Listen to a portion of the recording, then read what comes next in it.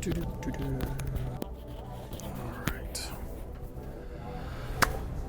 What should we talk about on this week's 2-Minute Tuesday?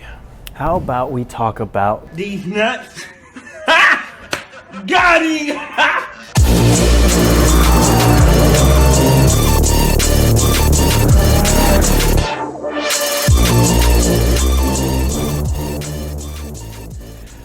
Wow, did I really just do that? I'm sorry.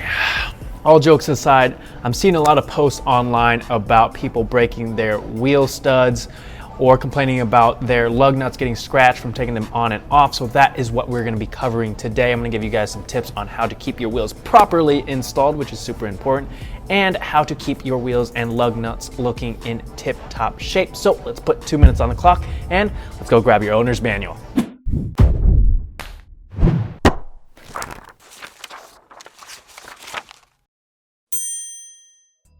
For our WRX and SCI, the owner's manual specifies 89 foot-pounds, so go ahead and grab yourself a handy-dandy torque wrench, and this is going to allow you to accurately torque down your lug nuts without over-tightening them, which will break your wheel studs or not tighten them enough and having them back off and your wheels eventually falling off, which is an absolute nightmare. This is especially useful if you track and autocross your car, because usually you want to check your lug nuts before every session. That being said, torquing your lug nuts to the correct specs is only one part of the process. You also need to torque them down in the correct pattern. What is the correct pattern, you may ask? Well, you're literally going to tighten down your lug nuts in a star pattern. If you don't do the correct pattern, your wheels might not be properly centered, which will cause vibrations. And this is especially true in aftermarket wheels, since most of them are lug-centric and not hub-centric like your OEM wheels. For example, if you tighten the top one first, this will be second, third, fourth, and fifth, and then for good measure, you can go back to the first one. Moving on to the actual lug nuts themselves, we've got two lug nuts from Project Kicks here. We have the R40 Iconics and the Legduro Racing 2-piece lug nut. Now, both of these are actually a 2-piece design, but they serve different purposes. The R40 here has a free spinning collar that prevents any damage to the inside of the lug nut hole on your wheel. This right here locks onto your wheel once you get this tightened down, but allows the lug nut to spin freely so you don't get any scratches on your wheel.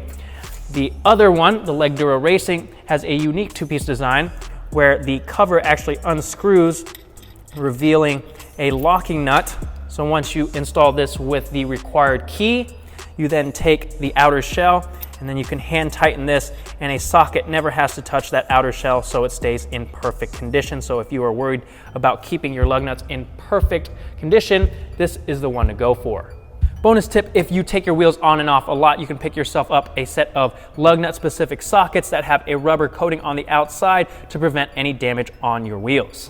That's all I've got for this week, guys. Make sure to torque your lug nuts down to the correct specs in the correct pattern. And if you want to keep your wheels and lug nuts in pristine condition, get a 2-piece style lug nut. Now, if you don't want to go out and get another set of lug nuts, you can also wrap your lug nuts in a saran wrap or plastic and then put the socket on and install them as a cheap alternative. It also helps not to use an impact, as those usually leave scratches on your lug nuts. Oh, also giveaway, if you guys have made it this far, if you guys want a SubiSpeed JDM goodie pack with a bunch of JDM magazines, a t-shirt, lanyard, Laffy Taffy, stickers, all that good stuff, subscribe, leave a comment down below with a 2-Minute Tuesday video idea, and you are entered. I will announce the winner in next week's 2-Minute Tuesday video, and that's all I've got for this video. See you guys next week. Without over-torquing, that being said, torquing your lug nuts to the correct,